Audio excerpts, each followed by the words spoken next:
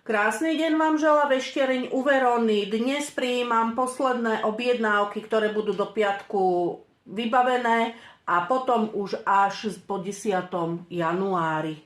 Takže vodnár, láska na dnešný deň, stagnácia vo vzťahu, ktorá sa prehlbuje, zadaný a nezadaný, z kamarátskeho vzťahu môže prísť láska.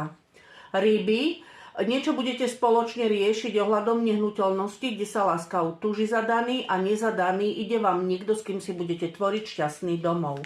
Barán, pozor na žiarlivosť vo vzťahu, zadaný. Bík, veľmi krásne obdobie, kde sa láska utúži medzi zadanými a nezadanými, ide vám tu niekto, kde to skončí svadbou. Blíženci, máte pri sebe osudom daného partnera, partnerku zadaný, nezadaný, taký vám niekto ide. Rák, pozor, niekto vám bude zasahovať do vzťahu a nezadaný rák, si nemáte čas kvôli niekomu riešiť lásku. Lev, ako keby rodinní príslušníci vám nedali priestor na to, aby ste riešili lásku, vzťah zadaný, lebo musíte riešiť ich a nezadaný, presne dávate energiu do rodiny, nie do lásky. Panna, hádka, konflikt, kde sa láska pokazí.